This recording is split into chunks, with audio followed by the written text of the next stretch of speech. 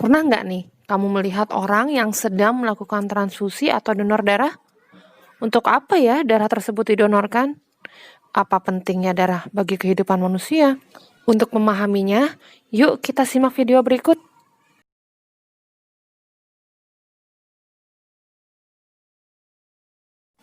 Nah, jadi begini anak-anak, ketika darah disentrifugasi, maka darah akan terbagi menjadi 3 bagian. Yang paling bawahnya itu merupakan sel darah merah, bagian tengahnya yang sedikit tuh adalah sel darah putih dan trombosit atau keping darah, dan bagian atas yang paling banyak adalah plasma darah. Jadi, darah itu terdiri dari 55% plasma darah dan 45%-nya adalah elemen seluler atau sel-sel darah. Nah, plasma darah ini terdiri dari sekitar 92%-nya itu air, dan sisanya adalah zat-zat terlarut, terutama protein. Sedangkan elemen seluler terdiri dari sel darah merah atau eritrosit, sel darah putih atau leukosit, dan keping darah atau trombosit. Nah, sekarang bagaimana perbedaan antara sel darah merah, sel darah putih, dan keping darah? Perhatikan tabel berikut. Untuk sel darah merah itu dibuat di sumsum tulang. Bentuknya bikonkav. Bikonkav itu adalah bulat, pipih dengan bagian tengahnya tuh ada cekungan. Kemudian jumlahnya ini sel darah merah paling banyak di antara sel darah putih dan keping darah. Jumlahnya bisa mencapai 5 juta sel darah merah per milimeter kubik. Kemudian sel darah merah ini tidak memiliki inti dan fungsinya adalah mengedarkan oksigen ke seluruh tubuh. Nah, kenapa sel darah merah ini warnanya merah? Karena pada sel darah merah memiliki hemoglobin atau Hb. Hb ini adalah protein yang mengandung unsur besi. Nah, Hb ini di dalam paru-paru mengikat oksigen. Jadi daya ikat Hb ini di dalam paru-paru itu tinggi terhadap oksigen, sehingga di dalam paru-paru hemoglobin ini mengikat oksigen.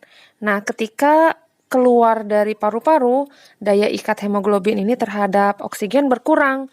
Sebaliknya, daya ikat hemoglobin terhadap karbon dioksida meningkat.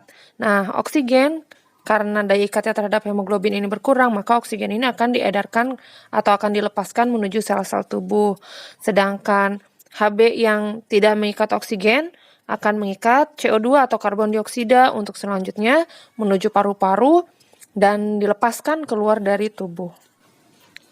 Untuk sel darah putih, ini dibuat di sumsum tulang dan limfa. Bentuknya tidak beraturan dan jumlahnya juga sedikit, hanya sekitar 8.000 sel darah putih per milimeter kubik. Dan untuk sel darah putih ini dia memiliki inti. Fungsi utamanya adalah untuk kekebalan tubuh dan membentuk antibodi. Nah, untuk keping darah itu diproduksi di sumsum tulang. Bentuknya tidak beraturan, tidak memiliki inti, dan jumlahnya bisa mencapai 250.000 keping darah per milimeter kubik. Dan fungsi utamanya adalah berperan dalam proses pembekuan darah. Ngomong-ngomong, pernah nggak nih kamu berpikir bagaimana proses pembekuan darah itu terjadi?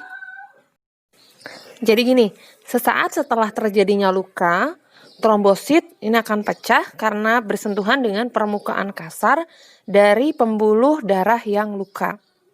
Di dalam trombosit ada enzim yang namanya enzim trombokinase atau tromboplastin.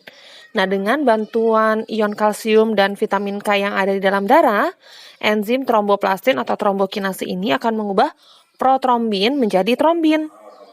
Begitu. Nah, trombin ini akan mengubah fibrinogen menjadi fibrin yang merupakan benang-benang, bentuknya seperti benang gitu ya. Nah, benang-benang fibrin ini akan membentuk jaring-jaring seperti jaring laba-laba gitu yang akhirnya akan menjaring sel-sel darah yang tadinya akan keluar. Dia tidak bisa keluar nih sel-sel darahnya. Sehingga akhirnya luka ini akan tertutup dan darah tidak akan menetes lagi. Oke anak-anak, demikianlah materi awal tentang darah. Terima kasih sudah menonton. Sampai jumpa lagi. Wassalamualaikum warahmatullahi wabarakatuh.